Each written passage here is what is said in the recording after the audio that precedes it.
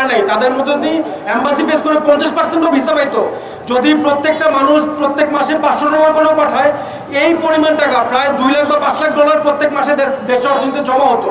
আমাদের মাননীয় প্রধান উপদেষ্টা যদি চান আগামীকালকে ইউরোপীয় ইউনিয়নের যেই সমস্ত এম্বাসি বাংলাদেশে আছে সমস্ত অ্যাম্বাসেডরকে আগামীকাল ডাকবেন। নেপাল যদি পারে বিএফএস রাখতে, তাহলে বাংলাদেশ কেন পারে না? আমরা কিন্তু এখন অগ্রগতির দিকে আছি, তাহলে আমরা চাইলেও পারবো। আমাদের মহামান্য প্রধান উপদেষ্টা চাইলে পারেন বিএফএস সেন্টার গুলো আমাদের এখানে রাখতে।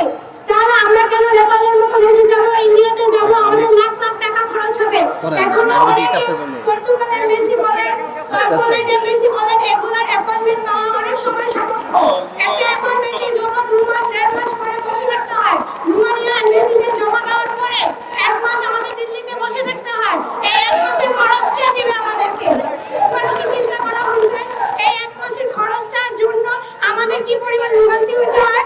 1 মাস পরে যখন আমরা রিজেক্ট হয়ে বাংলাদেশে আসি, আমাদের অবস্থাটা কি হয়, কি দাঁড়ায়? যারা চলে যায় তারা তো যেতে পারি, কিন্তু যারা যেতে পারে না তাদের অবস্থা কি হয়? একবার তো ব্যর্থতার দিকেও চিন্তা করতে হবে। সফলতা সব সময় আসে না, মাঝে মাঝে আমরা ব্যর্থও হই। তাহলে এই চিন্তা করা হলো বিএফএস সেন্টার এখন আমাদের বাংলাদেশে খুব দরকার। আমি জানি এমবেসি আনা খুব একটা জটিলতার ব্যাপার, এমবেসি না আনতে পারে সমস্যা নেই, কিন্তু এখন বিএফএস সেন্টারের মাধ্যমে হলো আমাদের ফাইলগুলো জমা করার ব্যবস্থা করেন। হাজারো রোমানিয়ান ক্যান্ডিডেট আছে যারা এমবেসি ফেস করতে পারতেছে না। একবার কি চিন্তা করা হয়েছে ওই ছেলেটা কি পরিমাণ হতাশাগ্রস্ত থাকে যে সে 2 লাখ টাকা জাস্ট ইন্ডিয়াতে জাস্ট ফাইল জমা করতে গিয়ে খরচ করে চলে আসছে, কিন্তু সে যেতে পারেনি।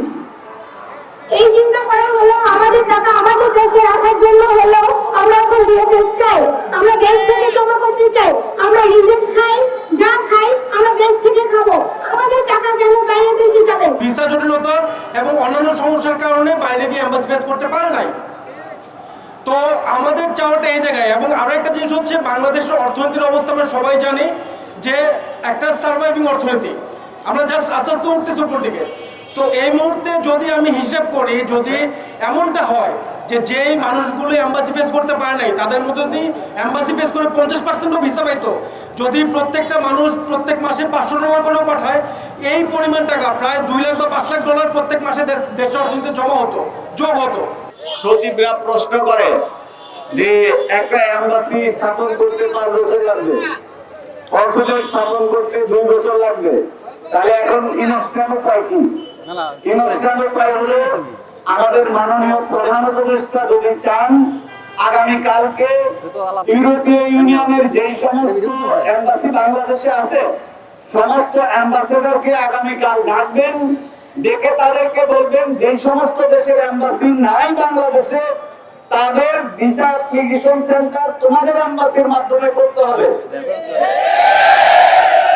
আগামী 1-2 দিনের মধ্যে অ্যাম্বাসেডরদেরকে ডেকে এই ব্যবস্থা করবেন।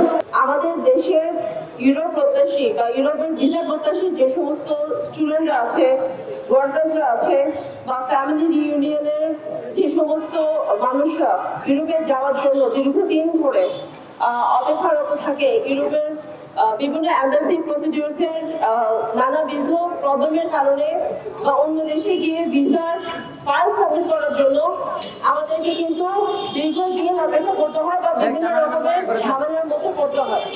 আমরা সবাই জানি যে বর্তমানে ভারতের যে ভিসা সেটা এই মুহূর্তে কিন্তু খুব একটা অ্যাভেলেবল না, এবং যথেষ্ট ঝামেলার মধ্যে দিয়ে যেতে হচ্ছে, যেটা আমাদের বেশিরভাগ অ্যাম্বাসিগুলো কিন্তু ইন্ডিয়াতে, ইন্ডিয়ার পর হচ্ছে নেপালে। কারণ বাংলাদেশের পাসপোর্ট হোল্ডার যারা, তারা কিন্তু নেপাল অথবা ইন্ডিয়া ছাড়া অন্য কোনো দেশে গিয়ে ফাইল সাবমিশনের যে আমাদের যে একটা রাইট বলেন বা অধিকার বলেন সেটা কিন্তু তারা দেয় না, ইউরোপিয়ান ইউনিয়ন দেয় না। তো এই জন্য আমরা আমাদের দেশে এই এম্বাসিগুলো, আমাদের দেশের ছেলেরা ম্যাক্সিমাম কোন দেশগুলোতে যায়, রোমানিয়াতে যায়, ক্রোয়েশিয়াতে যায়, সার্বিয়াতে যায়, নর্থ ম্যাসেডোনিয়াতে যায় বা বুলগেরিয়াতে যায়। এই সব দেশগুলোর এম্বাসিগুলো কিন্তু ভারতে। বর্তমানে আমরা এটা দেখতে পাচ্ছি যে ক্রোয়েশিয়ার জন্য ফাইল সাবমিটের জন্য যখন মানুষ আমাদের ক্যান্ডিডেটরা যখন নেপালে যায়, নেপালে যাওয়ার সময় বাংলাদেশের যে এভিয়েশন বা ইমিগ্রেশন আছে, সেই ইমিগ্রেশন কিন্তু তাদেরকে বিনা কারণে সবকিছু মানে ডকুমেন্ট থাকার পরেও, অ্যাপয়েন্টমেন্ট থাকার পরেও তারপরেও তাদেরকে অফলোড করে দিচ্ছে। এই যে আমাদের এত অমানবিক এই ঝামেলাগুলো, একটা পারমিট বের করতে বা একটা স্টুডেন্টের একটা অ্যাকসেপ্টেন্স লেটার আনতে কিন্তু যথেষ্ট কালক্ষেপণ হয়, অনেক টাকার ব্যাপার থাকে। এরপরেও যদি একটা ছেলে এভাবে অপদস্থ হয়, সর্বোপরি এখন অনেক খারাপ পরিস্থিতি দাঁড়াইছে আমাদের ইন্ডিয়া ভিসা দেওয়ার জন্য।